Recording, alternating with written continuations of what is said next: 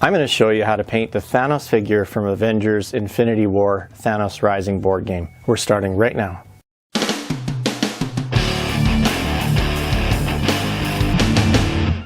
Hey guys, Jared here from MiniJunkie.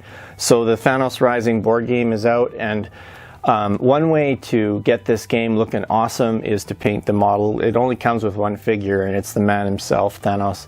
And it's worth putting that, you know, if you dig the game, and it's a lot of fun, it's worth putting that little bit of effort in to kind of make him look a little bit less plasticky and whatnot, and make him really pop off the board. I mean, he's literally the center of the game. You don't have to do this, but I figure if you're watching this video, you're interested. You know, this channel is not just about painting miniatures for war games, but also there's so many games now that come with great figures and models and miniatures. I sometimes want to dip into that and show some really easy ways that you can make your miniatures for your board games look great. In fact, this particular project is quite easy. The steps are very, very simple, and anyone can do them. I'll list the paints and products you're going to need below in the description. But hey, let's get started, and I'll show you how to make this guy look kick-ass. So here's a picture of the base game figure before painting it. Here's a look at a reference I used. He's got more purple skin and brown pants, not black. And here's a look at the result we're going for, where the gold is actually metallic and we've added detail to the skin. And I should mention now that this is not a complete repaint where I would actually prime the model. This is just a paint over. Very first thing I did is wash him with some soap and water, and once that was dry, I matte varnished him to give the surface a bit of tooth for the paints and washes to adhere to. For the undertone of the skin, I selected Citadel's Daemonette hide. It's a darker purple, and I'm dry brushing this on with a small size dry brush, and it's actually quite a heavy dry brush where I'm trying to film the majority of the color space and not just trying to pick out the high level details. So you can be pretty rough with this, and don't worry about getting it in the creases and crevices because we're going to be applying a wash later. Just give it a full-on brush of this base coat.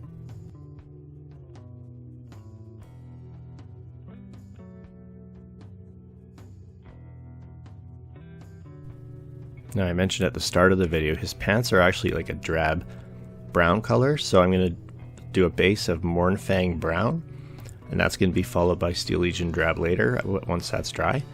Again, this is a heavy dry brush where I'm using the initial black of the pants as a bit of a shading, so this is not a thick base coat of this color. This is a hard dry brush of the pant surface, and you want to focus your dry brushing on the higher raised areas, things like kneecaps, things like that raised leg that's up on the rock.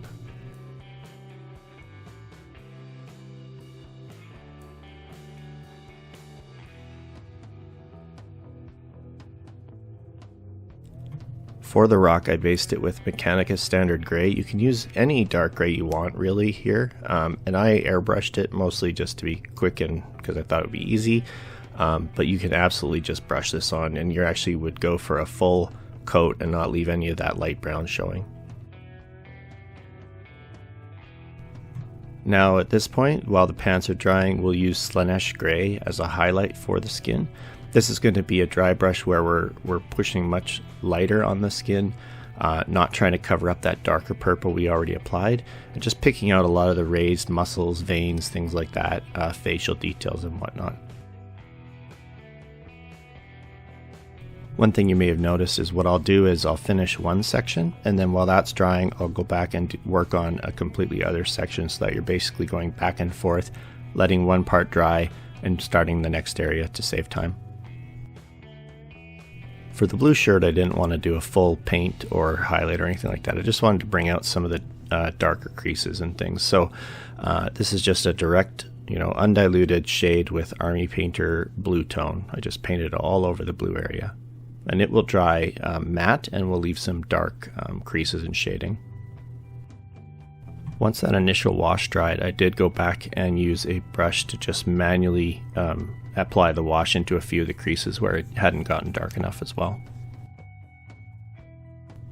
Going back to the pants, we're going to use Citadel's Steel Legion Drab, which is a nice match for the pants in the movie version of Thanos. This again is a dry brush, but much lighter than the first one, where we're picking out a lot of, again, the raised surfaces, creases, tops of the thigh, where his thigh and knee and things like that, where the light would be hitting the pants more. and then leaving some of that darker brown and black in the shadows. It's worth mentioning for new painters, you don't thin your paint when you're dry brushing. You can use it right out of the pot and wipe a bunch off the brush, because we're not trying to blend, we're trying to just apply a dry brush, which is called dry brush. Rather than leave the boots plastic black, we're going to go in and paint the boots with any kind of black you want. Really just any acrylic black you have will work just fine here. I airbrushed it, partly because of laziness, but I have learned how to be more precise with the airbrush, and so you don't really need to do that. You can just use a hand brush and paint in the boots. It should take you like 2 minutes.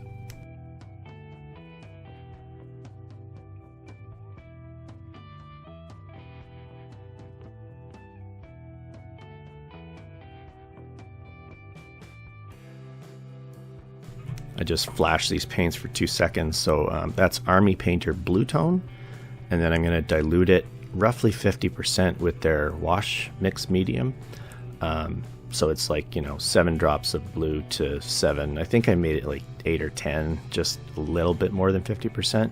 Just mix it all up, and we're just going to paint it right over all of the purple flesh areas. And that's going to add some darker purples into all the creases between muscles and into the facial details. And one thing I did while I was doing this, and I'm not sure if you'll be able to make it out in the video, is once I'd applied it, after a few seconds, I wiped it off with my finger a bit, just on the raised parts of the muscles, and particularly the top of his bald head, which we don't want to be dark or like mottled by the wash. And it's that simple. You just wipe it off with your finger, and that creates kind of a nice little blended spot where the wash ends, and it leaves a highlight for you.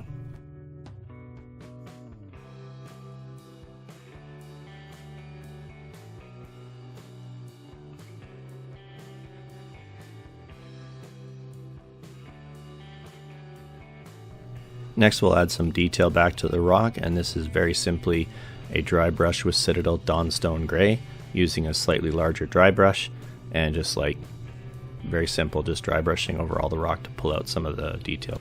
This step's pretty optional. I decided to bring out a bit of the detail in the boots, and to do that I did a light dry brush with P3 Privateer Press Coal Black and just dry brushed it over some of the higher surfaces of the boots. For this next step, you can use any black you have available, Citadel, craft paint, whatever you got. Just painting in the black paneling on his armor from the reference photo. I'm using Army Painter, I think it's matte black. The label's actually totally obscured, but it's just a basic black.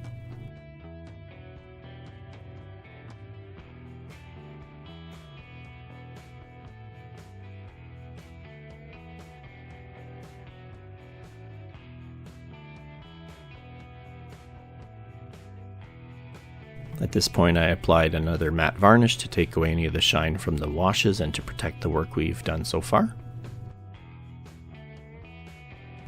Now his armor and the gauntlet are 2 different shades of gold. The armor is a fairly pale gold in the photos, so I'm using scale 75 elf gold. I'll list some more easily available alternatives in the description. Something like maybe a Citadel Retributor armor might work. And here we're just painting it directly over any of the yellowy colored plastic other than his gauntlet.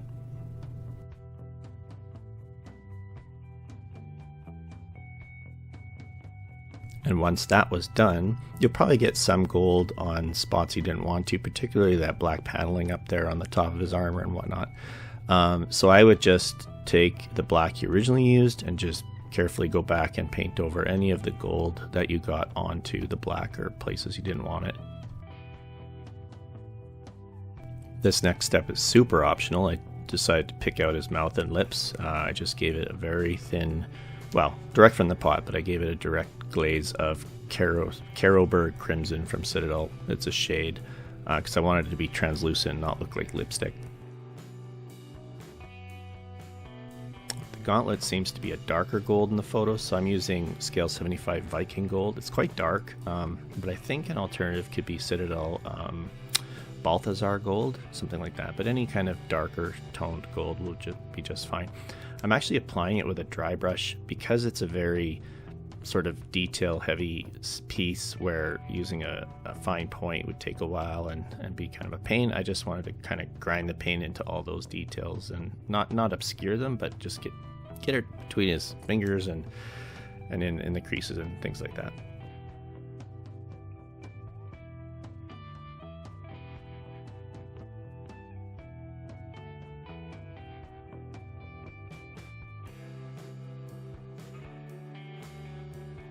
Now here's a step where you can benefit from a mistake I made. I used P3 Radiant Platinum to, I wanted to lighten the gold and create a highlight by dry brushing over the gauntlet, but I feel that I used too much, and so it created fairly light, like almost too light color, and so the gauntlet ends up looking almost a bit washed out in the end, and I'm okay with it because, you know, I'm satisfied. But I would say what you could do is just put a lot less, or even just a tiny dot of silver in the paint, just to create a brighter version of the original shade, and just dry brush that on, and just try not to make it too pale. I'd say this next step is optional. It's just a shade to bring out some of the detail in the gold. Don't use a flat wash like a basic shade. If you're going to use a Citadel shade, use a gloss version. I use something I actually mixed up kind of custom, where it's about 2/3 Agrax Earth Shade Gloss and 1/3 Reichland Flesh Shade Gloss. And that's like my gold wash that I use on pretty much any gold.